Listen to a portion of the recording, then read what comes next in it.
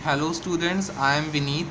मैं आज से आपका मैथ्स के लेक्चर चालू करने वाला हूँ क्लास 8th के। तो सबसे पहले मैं चैप्टर 9 चालू कर रहा हूँ। तो क्या है अलजेब्रिक एक्सप्रेशन एंड आइडेंटिटीज़।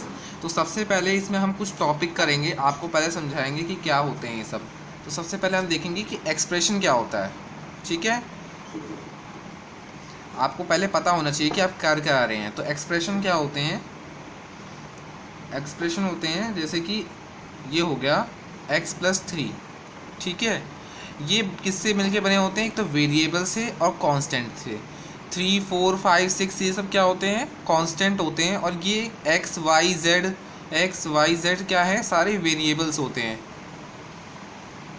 ठीक है, ये सारे क्या होते हैं? वेरिएबल्स होते हैं। 3, 4, 5, 6, 7, 8 ये सब क्या है? कांस्टेंट होते हैं। ठीक है, तो ये एक्सप्रेशन क्या होते हैं? इन दोनों से मिलके बने होते हैं, वेरिएबल से और कांस्टेंट से। तो मैं आपको कुछ एग्जांपल्स बताता हूँ क्या होते हैं एक्सप्रेशन के। ठीक है, ये आपको पता होना चाहिए। एग्जांपल्स जैसे कि मैं आपको एक दो बता देता हूँ, जैसे कि 2y - 5। इसमें क्या है? ये y क्या है? y वेरिएबल है और 5 कांस्टेंट है और 2 भी कांस्टेंट होता है। लेकिन यहाँ पे अब ये y के साथ मिलके ये भी वेरिएबल हो गया है। ठीक है, जैसे कि और 4xy - 7। ठीक है, 6xy + 6 ये सब क्या है? ये वेरिएबल है, ये कांस्टेंट है। ठीक है, अब आपको आ गया होगा समझ में कि एक्सप्रेशन क्या होते हैं? वेरिएबल और कांस्टेंट से मिलके बनते हैं। देखो ये वेरिएबल है तो इसके साथ कांस्टेंट है। ठीक है, तो ये होते हैं एक्सप्रेशन।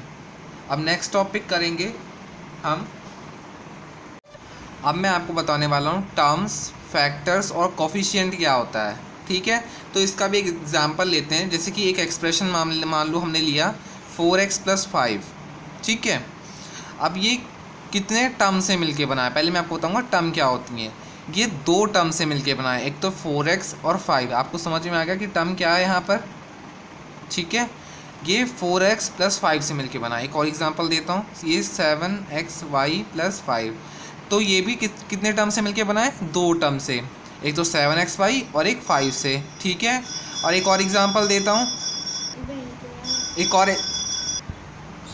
एक और एग्जांपल देखते हैं, 6x + 7y + 5।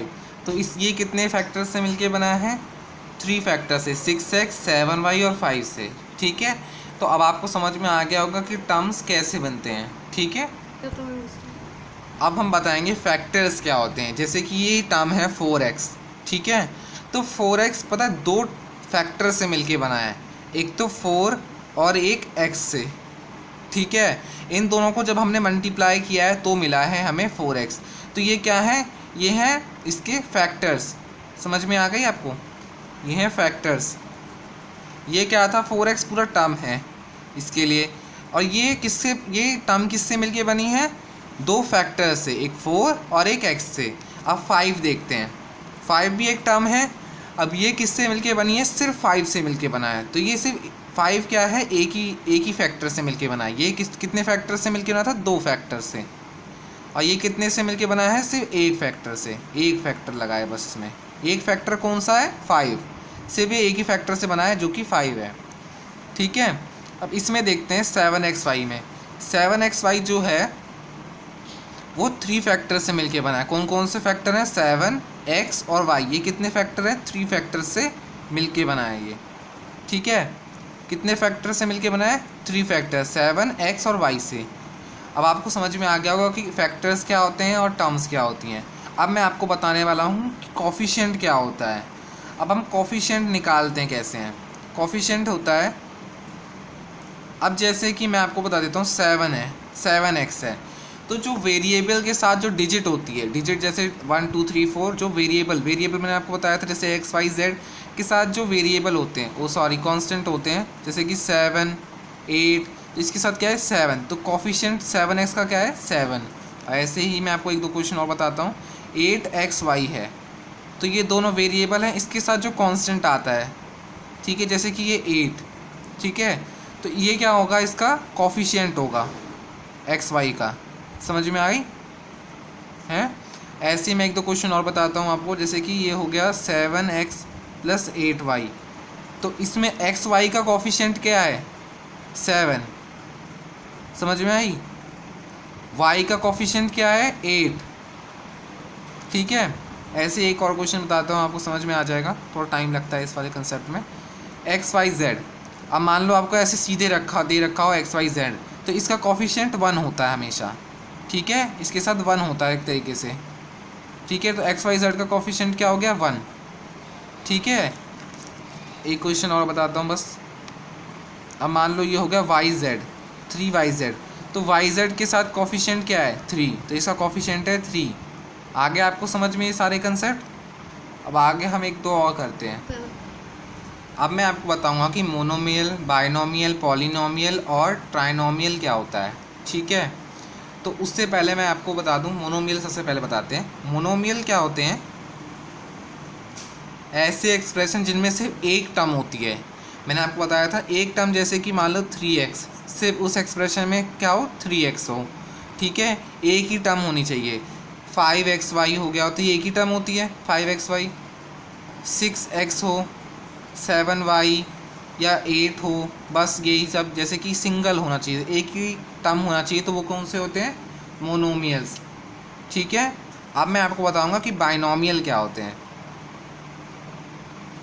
बाइनोमियल्स होते हैं दो टर्म से मिलके बनते हैं, जैसे कि 3x + 4, ये दो टर्म से मिलके बने हैं, एक तो 3x और एक 4 से, ठीक है। 5y + 6x, ये किसने मिलके बने हैं दो टर्म से।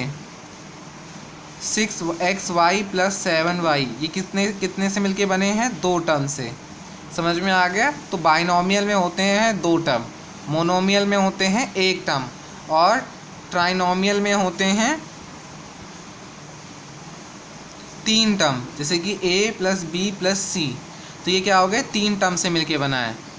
5x + 6y + 7z क्या हो जाएंगे, ये 3 टर्म से मिलके बना है, तो ये क्या है ट्राइनोमियल है। आपको आगे समझ में। और पॉलिनोमियल क्या होते हैं, पॉलिनोमियल वो होते हैं जो 3 से ज़्यादा के मिलके बने हो, जैसे कि हो गया a + b + c + d + e, तो ये 5 टर्म से मिलके बना, तो ये मतलब पॉलिनोमियल है। मान लो 5f + 6z + 7y + 8x, तो ये क्या है, ये 4 टर्म से मिलके बना है, तो ये भी पॉलिनोमियल है। एक टर्म के लिए होता है मोनोमियल, 2 टर्म जब हो तो बाइनोमियल, 3 टर्म हो तो मतलब ट्राइनोमियल, और जब 3 से ज़्यादा हो 4, 5, 6,